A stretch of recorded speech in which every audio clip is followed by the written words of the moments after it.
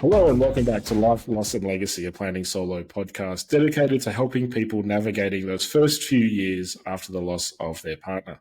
My name's Jordan Vaka. I'm an independent financial planner with Planning Solo, and I'm joined today, I'm very pleased to say, by Kylie Jansen. Kylie, thank you for joining us. Yeah, beautiful. It's great to be here.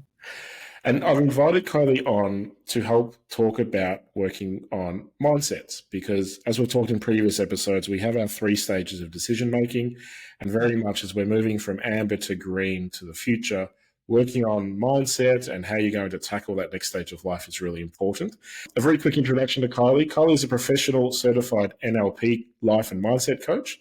And through her Grow Your Greatness coaching program and workshops, she helps to support women to confidently navigate change, few of which I imagine are bigger than the people that we're talking to today with the change they've faced. Kylie helps people to be clear on who they are, what they really want, to overcome that self-doubt and build self-belief, and to step outside their comfort zone into their growth zone, and to unlock a rock-solid inner confidence. That's the final takeaway there.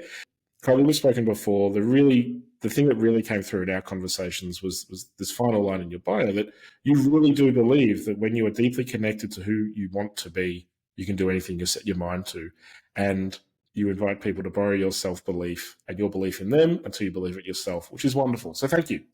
Yeah, what a beautiful, it does give me a nice overview of what I do, even when I hear it back. Yeah. And I think we have spoken, and some of the work that you do. I mean, can you maybe just very quickly run through, a few of the ways that you've helped people recently? Yeah, well, it's interesting. It's like the essence of it is when they're feeling stuck and lost. And I even say they know they're getting in their own way. They know they want to create change, but there's just something holding them back. And so there's the desire, but just needing the support to create the change. Yeah, that's the essence of it. And I'm really looking forward to unpacking kind of how you're able to help people navigate that sort of bumpy part. Because I think a lot of the people that I talk to, the people I assume listening to this podcast, they've been through this huge change. They've been through all the critical decisions. Now they're kind of finding their own path. And there's a lot mixed up in that. It's the legacy of the person they've lost. It's the loss of the future that they were going to have, but also trying to carve out their own life. I was actually at somebody's house earlier helping, she's a widow, and she's doing some very, very minor renovations. She's getting the kitchen painted and resurfacing some furniture and stuff. She was so apologetic for it because she felt like she was eliminating or erasing her late husband. So I think I'm looking forward to chatting to you about how people can tackle that part of their mindset. So there's 3 areas that we'll talk about today. The first one is what we actually mean when we're talking about mindset. The second one is some considerations for people as they navigate that period after their loss, finding their new place in the world, getting out of their own way to the point that you made. And then finally, pick your brain for some ideas and tips to help people get started on their journey towards developing and growing that mind. So it's okay. We'll hop straight in. Absolutely. We'll start off with what mindset is. Can you talk us through a little bit what we're talking about when we talk about mindset? Yeah, in its most simplest form, and it's, different for everybody, but the essence of mindset is our attitude towards life and ourself. It's actually, it's how we think, feel, and act is the essence of it. And the mindset piece, if you think of our attitude, it's where we either lean in or lean back and resist. So that's like in a simple example. The other essence of mindset is I remind people there's a sense of energy, right? And it can be physical, mental, emotional, even spiritual. Like I do work with all of those realms. So we want to work with the whole of us. So although our mindset is what's driving it, there's obviously other dimensions to it as well. Yeah. But in the simplest terms, it's our attitude, right? I love that lean in and lean out idea. Like it's just it's so stark, and it's so. You mentioned the different aspects of mind. What were they? Mental, emotional, physical, spiritual. Yeah. Do you find that when people come to see you, there's one in particular of those 4 that maybe they're stuck on or they're neglecting? I think in its 2 extremes, one is that the logical thinking, even overthinking headspace. And then the other element of that is the emotional, where it's all feeling and really physical. So they're probably like those 2 extremes of our head and our heart, or our left brain and our right brain. all right, our emotions and our logic. And the essence of it is when our mindset is working for us, it's when they're in alignment. So that when both of those pieces are directional and purposeful to the same outcome. And that idea of alignment really hits home because, again, quite a few of the people we talk to, they say things like, I should know this, or here's what I should do, but they can't. There's these blocks in the way. And it's because emotionally they're not ready to do those things.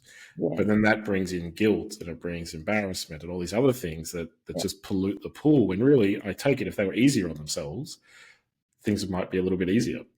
Yeah, but there is that sense of also honouring that should, because it's there for a reason, it's been there.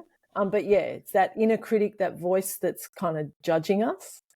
And sometimes it can feel like it's the outside world, but in reality, it's actually our internal world. Yeah. And so this is something that I was quite curious about as well, is we're talking about mindset, it's people's attitudes, it's how they're sort of reacting to life, they're leaning in around. What is that set of attitudes influenced by for people? or what is it not influenced by? Yeah, we're just about to open the can of worms, right? Yeah, absolutely. So from an NLP perspective, now NLP is, for those who don't know, it's neuro-linguistic programming. The essence of neuro is our nervous system, right? So it's how we translate energy within the body. Linguistic is language, so it can be verbal and non-verbal. And programming is, a sequence of a system and a sequence. Everything's a strategy in terms of our decision-making process. So when you say, what is it that influences our mindset? It's all of those pieces together. But the essence, if you think of it, with all of our senses, we take in information and then we determine what we delete, distort, or generalize. So we've got to condense that information to a certain degree and we interpret it and then we make meaning from it. So mindset is a whole array of metadata that determines how we process things. And if I was to put it in its simplest forms, it's what we deem to be valuable, what's important, and underlying those values are our belief systems, which in terms of there's a whole array of different beliefs. So there's our own personal beliefs, then there's our family and our conditioning, those, significant others that brought us up throughout our life, and then extending out beyond that, there's a whole realm, but think of society, beliefs, community, and then the world, let alone cultural and all those other elements. So from a mindset piece, there is so many elements to play with. So I guess in being optimistic and enthusiastic, which is the essence of me, is if we've got a flood of information coming in, I think of it as a fire hydrant, right? Is that if there's this fire hydrant of information, if I was to hold a bucket out and catch a bucket of water, that's about the amount of information that I can take in and process. So I just say to people, what if we were to just move that bucket, where we were to shift your thinking, change your perspective on perhaps how you see things or how you see yourself and how you see yourself in the world, then that's how we can create a mindset shift. So a lot of financial advice at its very essence is we help people to set an objective and we plan to give them the greatest likelihood of achieving those objectives. Yeah. With what you're talking about with that fire hose for where the bucket should be, is it then fair to say that people should or would or are doing the work beforehand to work out what do they want their life to look like, and that will then dictate where the bucket goes? Yeah, absolutely. So that's kind of that outcomes, the destination of, where we're headed. But there's even a step before that, Jordan, is about just acknowledging where they are now.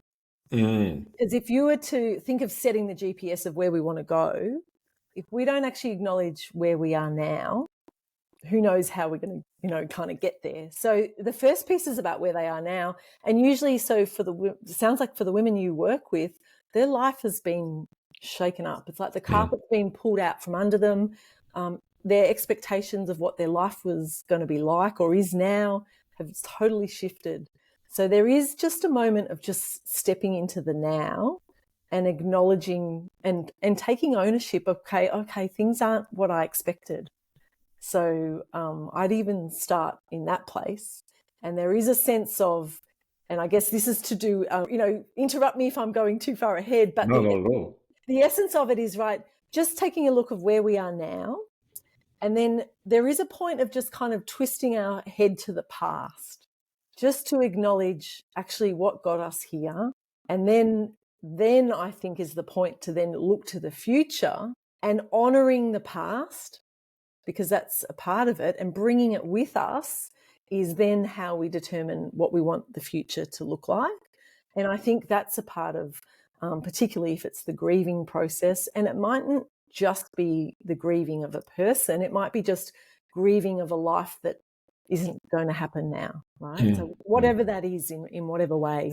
I find that in the divorce side as well, is that you go through the acrimony, the settlement negotiation, that's finalised, and then a few months later, there's real grief for that life that isn't going to be now, and that identity that they've then lost.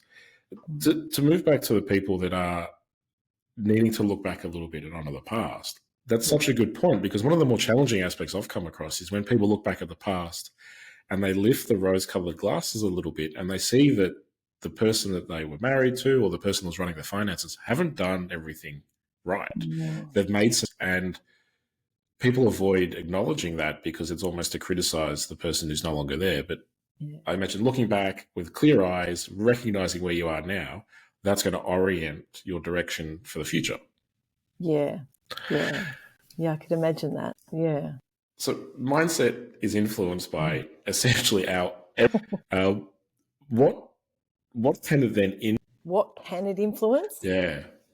Everything. And the essence, and that's what I guess that's part of what I love about my work is I don't even know, right? Is that it really does open up opportunity and possibility.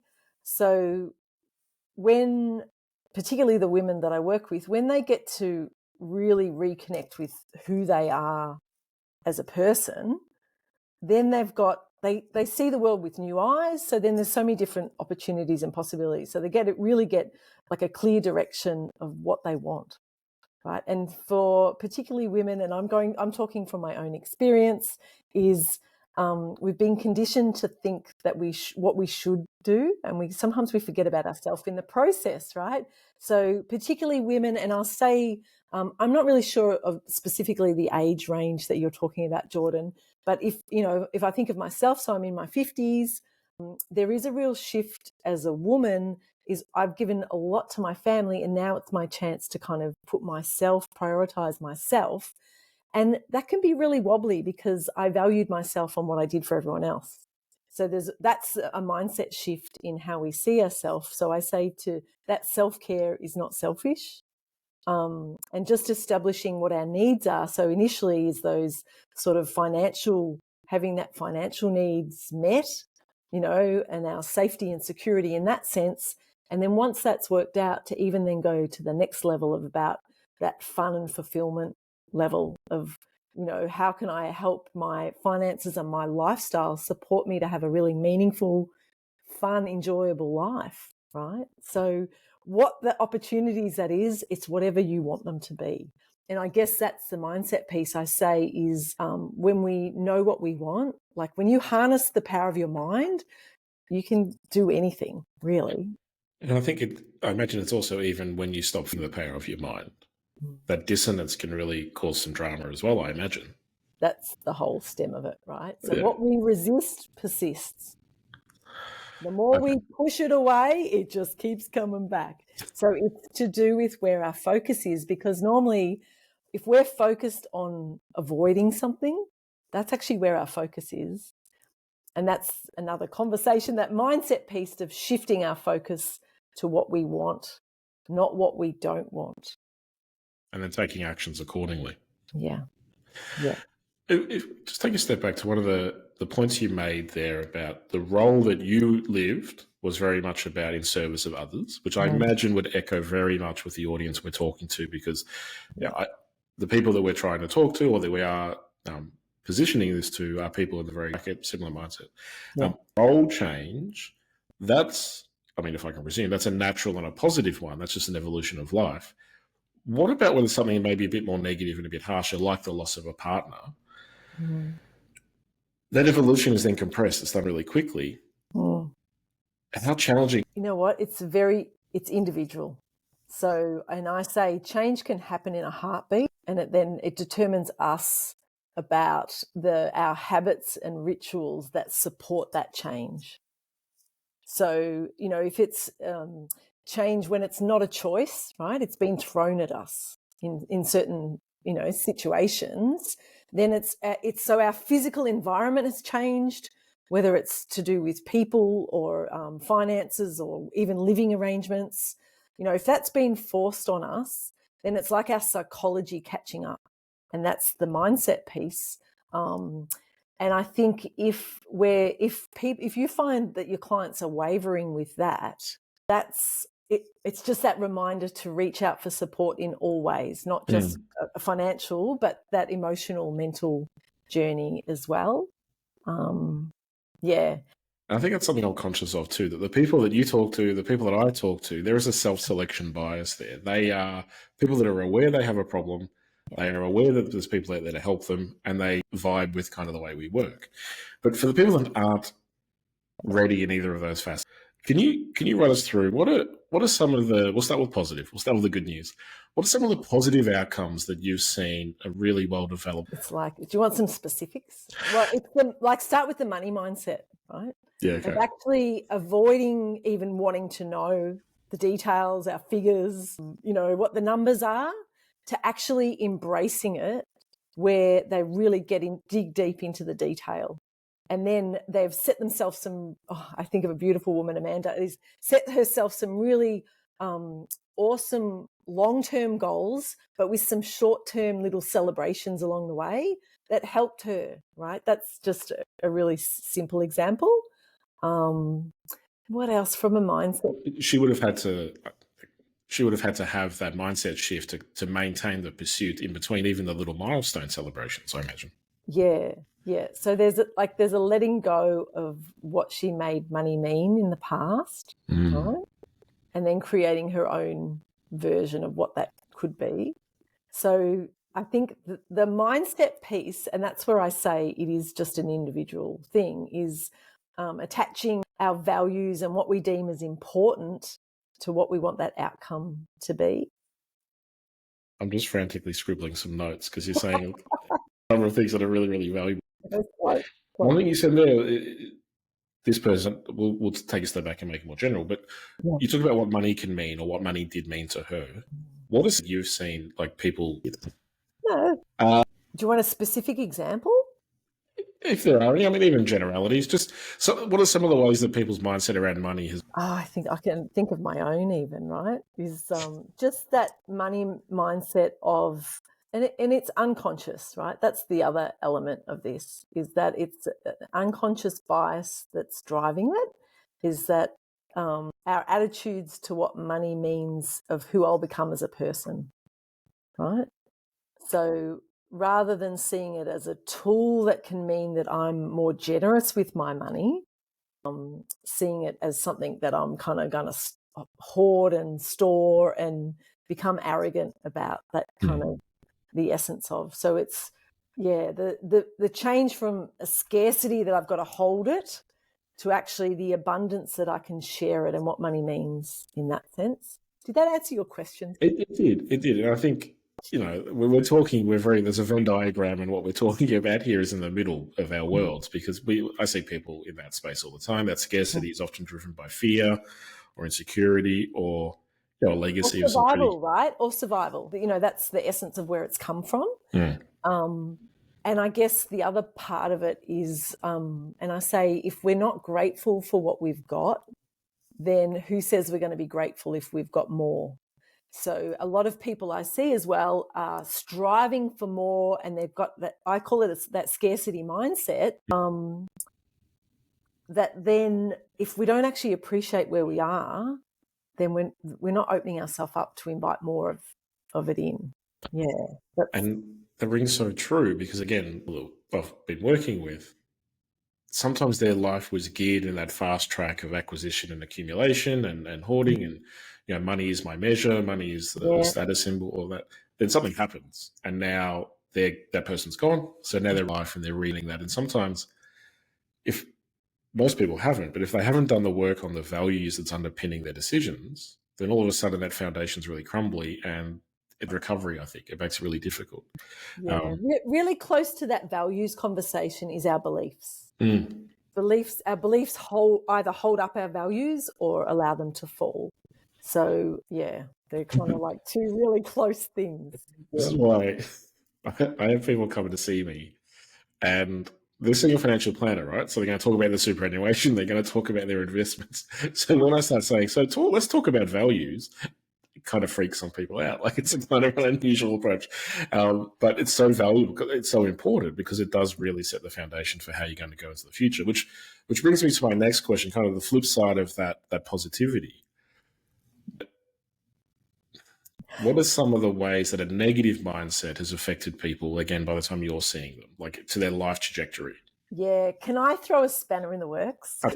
So when you say negative and positive, that would be my first port of call, is nothing is negative or positive.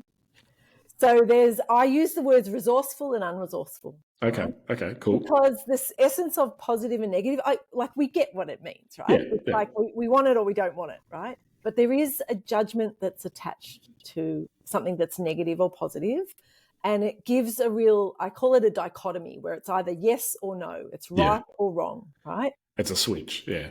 Yeah, so that would be my first conversation from a mindset piece, is it's actually, is it resourceful for where you want to go, right? For the life that you want to lead, is this going to get you there, or is this going to hold you back? So that would be kind of like a change in and that's the language conversation. Our mindset is very closely connected to how we speak, whether we're speaking out loud or quietly to ourselves. And language has a weight, right? So our words are our world. And so that reminds us from when we talk about like a negative mindset or an unresourceful mindset, the essence of it is it's keeping us stuck or holding us back. And it's the essence of where I'll say it comes from a place of fear. It means that usually the words that you'll hear yourself saying is, I can't, it's too hard, I don't know how to. It's like that kind of, and unconsciously playing the victim, where we feel like we don't actually have the power to create change. And in all honesty, Jordan, from a grieving perspective, there'll be a time when you're there, right? And I say this to women with, like a full heart, is to honor it, and just we don't want to sit there for days, and know that and just kind of get curious and be open about what will help you get out of it, right? And then the essence of coming out of that kind of negative mindset is where we come from, instead from a place of fear, we're coming from a place of love and empowerment about what are my options, what are my possibilities, what can I do, what will I do, what do I choose to do? And it might be actually just to honor ourselves. And I'll say from a grieving perspective, it might be to just go and have a bath, right? Or go for a walk around the block. Or if it was from a money conversation, it might be just to ring Jordan and just get some advice. Or take some action. Do one thing just to regain that agency a bit. Yeah. And action can mean actually just resting as well, right? Actively choosing to do nothing. But two big themes have kind of emerged from this process of this. Firstly, is that professional advice is critical. Everybody needs it. Yeah. The second one is that if you need to be intentional, like be intentional around the things that you're doing, the choices you're making. And even that, to your point there, if you're intentionally choosing not to do anything, that's great. But if you just because not making a choice is making a choice. Right? So that's absolutely. And not a resourceful one, an unresourceful. Yeah. So resourceful and intentional is beautiful, right? There's a beautiful anchor for people. Yeah. How can I be resourceful? You talk about the idea of honoring what's happening and shifting your perspective and your language from I can't to I can, or I will, and what can I do? Yes. Yeah. That's a big conversation. Giving ourselves permission. Yeah. Instead of the I should, what could I do? Right? Yeah. I hear I should a lot. And I should do what he would have wanted me to do, or I should have done this, or I should. So that Well, yeah, I believe so. But at the same time, they feel like they're honoring that person, right? So there is a respect in that. And then, maybe the question I might ask depends who it was, right? But I should, it's like, what do you think they would want you to do? Because you're doing what they want, but they're not here anymore. What do you think they would want to do, want you to do for yourself, right? Just to shift that if possible. That could be one sort of simple option. Well, that's a really good, I think, transition point to move into kind of that second point I wanted to cover off, which was those considerations around mindset shortly after loss and in that grieving stage. Yeah. So, we're not delving right down into the psychological side, but it would be really useful to hear some of the key points that could affect people's mindset in let's say, that first 12 to 18 months after the loss. Like, what are some, I think we all can presume what they likely are, but I'm keen to hear from you. In terms of what they're questioning themselves about, do you think? I think, yeah, and I think let's start with the idea of moving on. It's a very, very difficult topic for people to move on to that next stage of life, but there is that the person has passed away, the estate has been settled, the dust is settled or settling, and you are in that stage where you're... So we're going from red to the orange, right? Yeah. Into your traffic light element. Yeah. So that's that kind of really finding their place to work out then. It's like rewriting that new story, right? Of what we want life to be like. And I feel like that's a real exploratory stage, and I wouldn't even put a time frame on it because it's really quite different for many different people.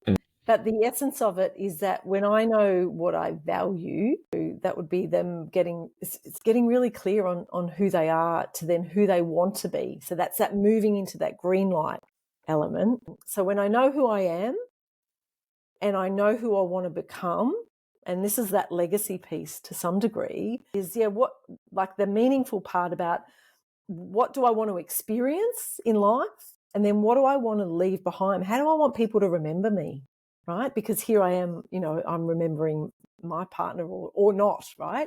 So there's the two sides to that. Yeah, so I think... Sorry, no, my brain's going in 100 directions. But you said the exploratory. I think is such a fantastic way of describing that period of life. Assuming that people can give themselves permission to kind of... I picture it like they're in a room and they're just pushing the walls and just trying to find out which one's the best sort of door or wall that they're trying to find. We'll talk a lot in advice around, and you mentioned it earlier, that GPS kind of idea, set the coordinates. So am I right in saying that if you don't know what your destination looks like, you could just be... Yeah, but you know what? There is a sense of setting the GPS and then taking your eye off the destination and enjoying the steps to get there. The essence is you've got your compass, which is your North Star, about where you're going. And that's the values conversation. When I'm really clear on what I value, it determines what I say yes or no to. It makes it easy, doesn't it? It makes it easy to say yes or no. And that's in life, in business, in emotions, relationships, right? So when I know that when I know my values, the next step is, what are my behaviors that support those values, right? And that might be where, and on a real simple coaching version, is think of the wheel of life, where you prioritize the different elements of your life and where you want to focus on. And I say pick 2 or 3 and then decide about the changes and the steps that you want to take to bring more of something in. And then as you bring more of what you want into life, and this is like that action taking about, knowing my finances, putting money aside for that holiday or whatever it might be, or joining a book club so that I've got the connections that I need. So what that does when we're bringing in more, it allows us to let go of what's no longer relevant or not as resourceful, right? So I don't jump people into letting go. I bring in more of what they want first, to then it makes room to easily let go because there's fulfillment and there's kind of a wholeness that's happening, where before, when we've lost someone, there's a hole, there's a big gap. Yeah. And okay, yeah, there's that big gap, and I think the instinct, I think there's a cultural element to it, is to, I'll let go and move on to the next stage. But you're saying, no, you should fill your life back up with the things that are attracting you and appealing to you and indicate and shape the life that you want to have. Then that'll help it make it easier to move on. It's almost like you're filling that hole so you can climb it a lot easier. You know what else, Jordan, is sometimes people never move on, right? Mm. Because moving on there's an element that feels like disrespect. So I would even say there's an element of bringing it with you, right? So we're moving forward, but we never move on from that loss because to some degree it comes with us, right? And we want it to come with us in a resourceful way where we've learnt the lessons and the gifts and all the things, whether it was a good or bad experience, right? There's still that kind of mindset. So that's the growth mindset of taking those good the learnings from any experience, because people have had some really shit experiences where, we don't want to bring them with us, but we'll take the lesson, definitely, right? And for some people, it's a part of their identity. So if there's a disconnect, it's because we're trying to block something out. So I'm very conscious of, we want to take all the parts, right? We want to bring them all together, but in a resourceful way where we're taking the parts that are going to help us move forward. Yeah. It's amazing to me, everything that you're saying as you're describing it, it feels like there is a branch at every stage along that way where you can be resourceful or unresourceful. Yeah. So taking it with you, in that case, you're sort of just carrying around this gap, this hole for the rest of your life, and you're depriving yourself of a fulsome life by doing so. Yeah. But at the same time, you could also carry it with you in a really resourceful way where you're bringing those lessons, you're bringing that memory, and your life is richer for it because you're feeling that hole at the same time. Now, if you're not doing that consciously... Yeah. And the unconscious is that resourceful, unresourceful, that can be the tension and the discomfort that happens. Yeah. So if you are inclined, without any sort of assistance or help, if you are inclined towards resourcefulness, you're more likely to make resourceful. Yeah. And unresourceful just highlights to me that there's an unmet need or a fear, right? Yeah. And that need may have been unmet prior to the loss, prior to the event. Absolutely, yeah. So I think definitely, we've got a lot more to cover, but there's one point I want to make very quickly here, is that if you're thinking maybe I'm in that space, give Kylie a call, because you don't need to be, right? Like, you can, that life that you could be having. Yeah, and that's a beautiful word, agency, right? Where we're honouring ourselves and we've got choices. Yeah. Yeah. If we focus on a resourceful mindset and a resourceful pathway through life, what are, I guess, some of the steps or some of the things people could be doing in general? Yeah, I reckon number one is awareness, right? Just to notice, and I say where you're coming from. Are you coming from a place of I can't? Or am I coming from a place of I can, I'll give it a go, right? So that's probably a really simple, it's below the line where you feel like you haven't got the power to, or above the line is where, you've got choice. So just awareness. And with awareness is when we can take ownership and adapt our behaviour. And sometimes in the adaptation, it's like determining, that's where it's finding the resources, perhaps, right? And whether that's a person or just doing something different, having agency to adapt. I'm curious, and I'm treading into generalization and stereotyping territory here, so I'm very, very conscious, and I apologize in advance, but that evolution of people's evolution is kind of accelerated by a loss or by an event. And kind of speaking to the point you made earlier about your experience, being a mother in particular bring with it a different themselves permission? In all honesty, no. Like, okay. It's a human condition. So yeah, absolutely. I can relate to it, but it's every human condition of our mindset either propelling us forward or holding us back. I would suggest men can have exactly the same, emotion or issue, or where we fall into stereotyping and then wanting to step outside of that. That can be a male or a female. And if you look at what's going on in the world, I think the essence of it, if we honour it for both, and it's not even gendered, right? It's even within ourself. We've got our masculine traits or our feminine traits. If we honour both of them get wobbly and can be resourceful or unresourceful. I think from a women's perspective, and maybe this is more where you were going down, is that in society, we tend to value people for the roles they play and the value they bring. And in general, women's roles haven't been valued on a financial, monetary element. In general, we feel, I'm going to talk really gently, we're good at stereotyping for a while, right? But that really undervalued, overworked, underappreciated. There is that real sense as a woman and the roles that we've played. And I know for myself, even stepping out of the workforce and becoming a mum, although I loved it, it was by choice. And I'd say the first couple of years were like the honeymoon. I absolutely loved it. But then I started to question my value and what I brought to the world. And I was judging myself on the income and how I was financially supporting the family, because my role as a mum wasn't valued in society and my culture generally, right? I'm talking and then what had to flip for me, and this is really how I got into coaching, is I realized that as a human, my value is in my character and my traits and what I bring as a person.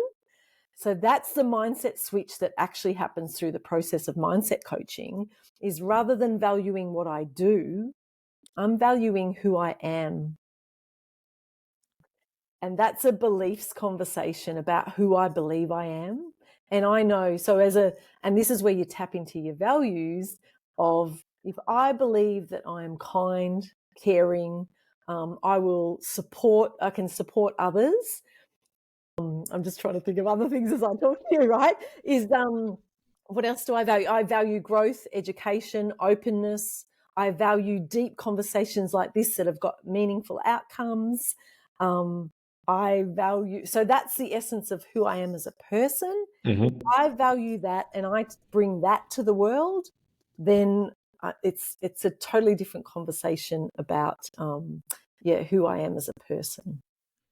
And I think, thank you for that, because you've answered it far better than I asked it. But I see a lot of people, largely women, that beat themselves up because their value and their contribution is not financially rewarded. And oddly enough, the Family Law Act is one of the more progressive documents, because it says, no, home contributions and family contributions are equal under the eyes of the law, but society doesn't really see it like that. So I suppose part of my question then was, for known people who, in the nicest, most beautiful possible way, but they focus on their children and they sacrifice their mindset and their wellness and their well-being in service of their children. And I'm just curious, is that something that we would put? So there comes a point where they've given so much that they end up being burnt out. Now, I'm talking from personal experience, right? There's that, what about me? Like, I'm actually that burnt out, exhausted, giving. Yeah. So this is certain industries as well. So you think of the, carers, nursing, education, undervalued industries. So that this giving, the mindset shift that is required to enable to do those jobs and give, but sustainably with a long-term vision, is I need to fill my cup first and find my internal validation so that I can give more, rather than looking for external validation to fill me up. So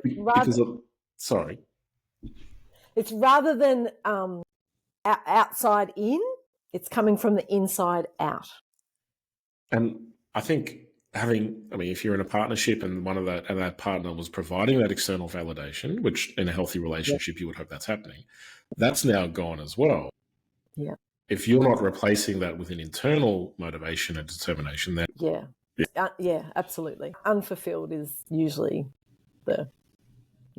and specifically, it happens at different points in life, but particularly at this point, there's a real and the same can happen for males in the sense of we call it, midlife crisis, where we go looking for the flash car, or Yeah. that sense of fulfillment needs to come from within. So, yeah. I see it all, Brendan. Yeah, absolutely. It's actually an identity conversation about, how we see ourselves. Yeah, what we value within ourselves.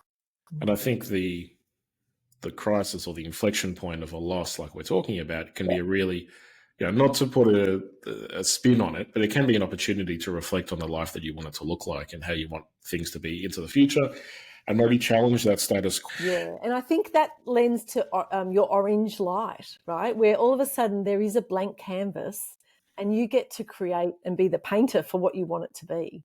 Well, I think it depends the process, right? There's the dip, and then there's coming out of the dip where it's like, okay, well, this is what it is. And that's the resourceful conversation about, if this is what it is, what do I want it to be? You've got choice. Yeah. This is a really left field question. Have you ever come across somebody, I'm taking a chance here, I'm throwing it out there. Have you ever their mindset was hooked? They just could not be helped. Yeah. Yeah. And you will have too, right? The essence of it, I call it the drama triangle, right? There's a reason why we resist change, and it can be scary, right? So fear underlines it. It's what's in the middle. And then on each corner of that triangle, so think of a drama triangle, one point there's a victim that just can't move. For whatever reason, there'll be a reason that they're there. Like there'll be a gain. There's always like a secondary gain for any part that we play.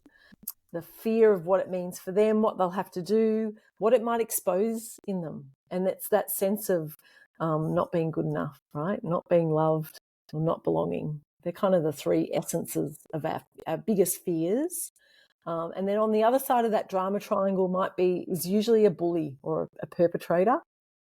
And so the bully's pointing the finger on the victim, and the victim's pointing it back and playing the game. And then there'll be a third corner to that triangle that's the observer, that actually plays a part in both of it, is actually enabling the bullier or enabling the victim, right? So there's definitely, in life, we've played all of these parts at some point. But just to notice if you are stuck in that victim corner where you're feeling like you can't change, I think that's that awareness piece of even knowing that you're there, and that common conversation about, if nothing changes, nothing changes. Unless someone is wanting change, like the desire for change must be bigger, greater than the desire to stay the same. So in some senses, there's got to be a pain point or a really desirable, inspirational, aspirational reason for change. But normally there's a pain point that's actually why we act. Yeah.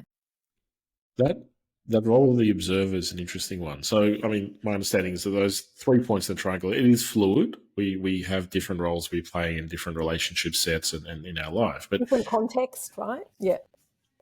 And then the observer role, is that kind of the person that feeds into the narrative rather than trying to not ever try to help? Or the empathizer, right? Someone who's really empathetic and almost gets in the ditch with the victim, right? Yeah. That's such a fine line, and I imagine people listen. Yeah, and I think it's just remember that change happens within. Any transformation is of ourselves. So rather than noticing it out there, the world is a mirror. Is just notice where perhaps you've done the same. What we see is usually a reflection of us. Yeah, it is. Really bringing up that self-awareness and being conscious of what you're doing as well. What part do we play in this? With the mindset and the evolution, again, coming out of that really crisis-driven inflection, if people don't... Yeah, absolutely. So I think, assistance can be in many different ways. It might be reading a book. It might be listening to a podcast. Assistance is that sense of awareness and then taking action.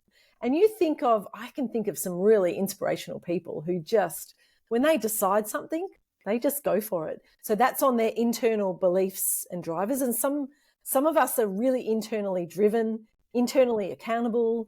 We don't need that external element. And then there's others of us who are the opposite. Like we look for the external support and validation. Yeah, so that's, that's even a self-discovery conversation with yourself, right? Yeah, definitely. And I think it's really easy to fall into not fall into the trap, but it's really easy to feel either judged by others or to judge others for their need for either. Yeah, now remember, this is my belief. I choose to believe that anyone can create change. So when it's a reality, it might be a reality for that moment, right? So just remember is our neural pathways they change. Like there's science behind transformation of what happens physically within our body. In any 2-year period, every cell in our body is replaced, right? So that gives you a physical aspect of change, let alone the mental aspect that actually drives it, right? Yeah.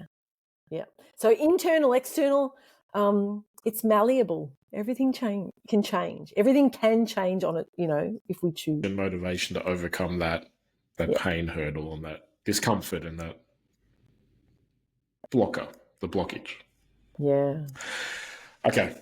Let's turn the corner. We're into the home stretch, but I really want people to come out of this with a few kind of concrete steps they can start taking. They can really start focusing on and hopefully start building a little bit of either the awareness or how did you put it? Awareness, adaptation around Real quick, like the essence of any change is knowing why, for what purpose, right? So it's really, that's a big conversation about when you know your why, you'll overcome any how.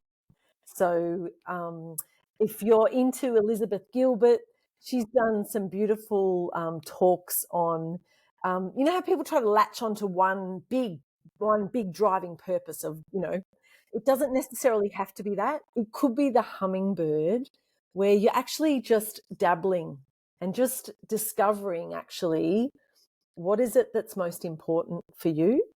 And as a little insight to what that might be, it might be sometimes it starts with actually what irks you. What is your biggest kind of grudge that really, gives you, I don't know, hackles on your back or, yeah. So that might be your purpose. So that's that sense of like, it's like the anchor or the hook to latch onto that you can kind of pull yourself up with. So if I was to give, have you ever kind of explored that yourself, Jordan, in the sense of what drives you? I actually have, I think 4 or 5 years ago. It's kind of what set me on this path to the people that I work with in the business that I have now. I wasn't in an advice business. I was just doing generic financial advice. I was very disillusioned, very bored.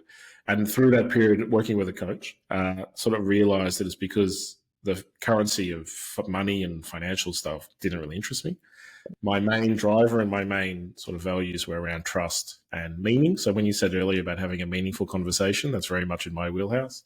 So a little bit of work around that, and that it just makes the decisions that flow from that so much easier. And, the business I'm in now is very unusual. It's very niche. Yeah. And I think that's the essence. So when you kind of discover your why and your purpose, your legacy, what you want to leave behind, when people remember you, how they want to feel, when you discover that, it will pull you into action rather than feeling like you've got to drag yourself, right? Or be pushed. So that to me is that's a beautiful exploring about actually, what do I, so one thing is the why piece, the purpose. The next thing that underpins that is our values. So knowing what's important and what's not. It determines what we say yes or no to. So they're not tangible things, right? They're qualitative. Is that what you say? Yeah. And I think if you know your values, so there's 5 values. Yeah. So your why is the GPS and the direction of where we're going. Your values are your North Star. They're your guiding light. They'll tell you if you're off track or not. The next piece for that is about, I say it's knowing who you are, right? And that might be, there is that kind of captain energy of how you default under pressure. Are you the person who wants to jump up into action and fix everything, or do you just want to run away, right? So there's an exploring conversation, just getting to know yourself, be curious and open to that. And that I can already feel would be quite confronting sometimes. Yeah, it's interesting, right? Is the judgment piece of it can be confronting, but it actually can be quite wow, I didn't even see myself in that light. And sometimes that is your inner circle, finding your inner circle and asking them to tell you what they see in you, right? It doesn't have to be a coach, right? It can actually, you can do it in that way. And the other thing is being open to listen and receive what they tell you, without judgment, right? We're trying to eliminate that judgment element. So that's probably, a couple of steps. And then the next part of it to me is creating habits and rituals. So that kind of some structure that support what you value and where you want to go. And that's that kind of, Atomic Habits. What's his name? James Clear. There's a beautiful podcast on the imperfects this week, right? Have a listen to that. It's like just really getting to know what behavior do I need to really harness so that I can live the life I want. And that's the structure. And if people, depending on our mindset, right, is whether we embrace structure or not. Some people resist it because it feels constricting. I just remind people to embrace structure for the freedom it offers. Yeah. Because it allows you to prioritize things that are important. Yeah. That was me a while ago. No, I can't stand structure. We'll wing it. We'll fly by the seat of our pants. It just led to chaos and drama and stress. And now, I structured life now, and it gives you that freedom between the different. Yeah. And you can build flexibility into structure. That's the same at being resourceful, right? Like not unresourceful. So we need both. And the next piece really, Jordan, is allowing ourselves to celebrate, right? Is that sometimes we're not that great at that. And particularly the women that you work with what they've gone through, there is that element of just acknowledging that, this is how things are. And I'm going to just celebrate those little small wins because that's the momentary bursts of adrenaline and feel-good dopamine that we all need to keep us moving forward. A real... I love hearing you say that because it's such a big part of my approach. And I probably don't communicate it very well, or I don't structure it into our work very well. But every little step people take to just regain that agency or control over their money, for me, is just incredible. Because when I become obsolete, like when somebody's relationship with money is healed, or it's at the place where they are just really kicking goals, they don't need me. Like, that's great. And I just think, it's very, what's the word? Sedimentary. You build layer upon layer upon layer, and then all of a sudden you're out of that. You're right. I don't think people do very well. No. So that's definitely introduce that into your routine, I say. Just to flash quickly back to the habits and rituals you mentioned, I think another trap or another thing people can trip over. And that's the sense of agency, right? You get to choose. This is your life. I'm sure, look at other people's for ideas and options, but at the end of the day, it's got to be right for you. Yeah, absolutely. I think it's fantastic. I think we've covered so much ground. I'll be honest, my head's kind of spinning a little bit, which is wonderful. It's so good because we're talking about kind of stretching the boundaries and outside the comfort zone. This is not in my comfort zone at all. Like, this kind of mindset thinking is something that's very, very foreign to me. So you've put me on the spot there. I think that's just, what is it? It's the empowering conversation about, rather than stepping out of our comfort zone to create this new world or whatever it might be, whatever's unfamiliar, is just to think that you're expanding your world, right? So that it doesn't feel like you're going over the edge. So to me, that's that element of just stretching ourselves. I just encourage people to be curious, be open, explore the options and uncover what works for you, right? This is about you being authentically you and true to yourself. Yeah, that's the essence of it, I think. That's fantastic. Kylie, thank you so much. Thank you for coming onto the podcast and sharing a small slice of what it is you do to help people working on their mindsets. Thank you again to everybody for listening. If you do have any questions, or if you wanted to have questions for you, Kylie, where's the best place to reach you? Yeah, definitely on my socials or LinkedIn. Connect with me and I'd love to start the conversation. Yeah. Okay. Thanks, Jordan. It's an honour, right?